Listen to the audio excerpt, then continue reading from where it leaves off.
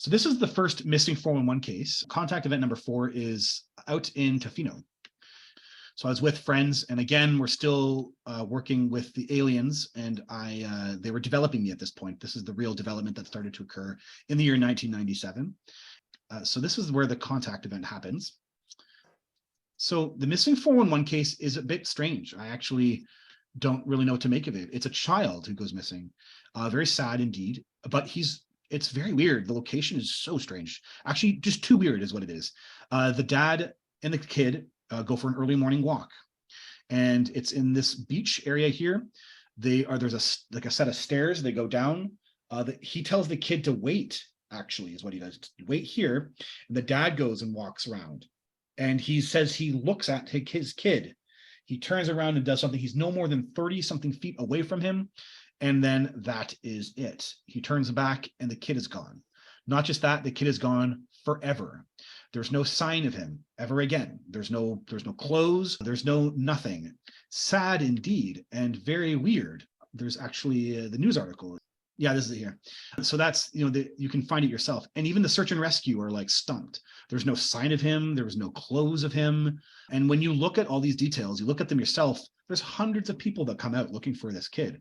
How can you not have a single sign of him? How can you have the dad who was only 30 feet away? How can he be by the staircase and then not even be close to the water at the exact moment?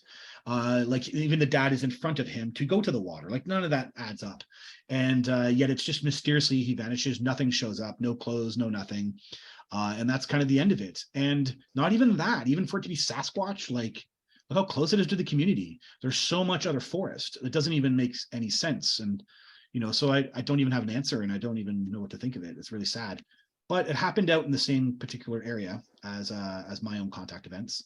We're in the same, look how far that is. Is that even the same area? I don't even know.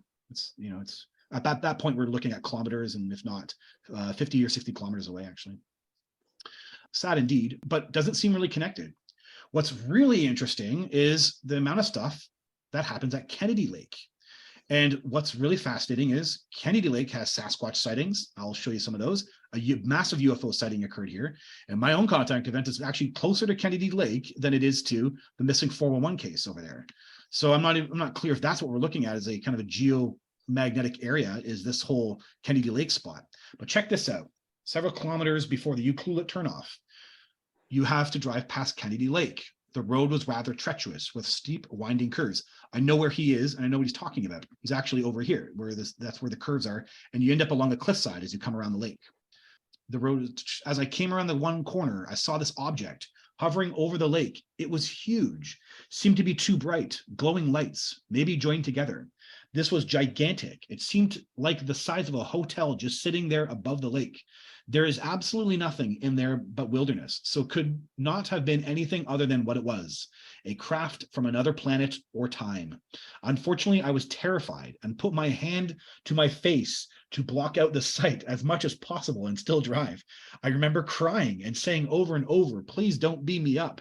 When I got back home after the weekend, I went to work at the local station and learned that a UFO was sighted traveling across the lower mainland and Vancouver Island at the exact same night. Very fascinating indeed. Oh, and then we got here. These are the Bigfoot sightings, and they occur around the area of Kennedy Lake. There actually is a Bigfoot database, and they have occurred here. These people do a really good job also. They go in and actually investigate the sighting and what the person mentions. And so you have two of them mentioned here by Kennedy Lake, driving between Port Alberni and Tofino. And they describe it by river, and it kind of had an ape look to it. And so, yeah. Very fascinating, kind of a hot spot is the Kennedy Lake, and my own contact event was closer to Kennedy Lake than it actually was to Tofino. So I thought that was just a really neat and connecting piece there.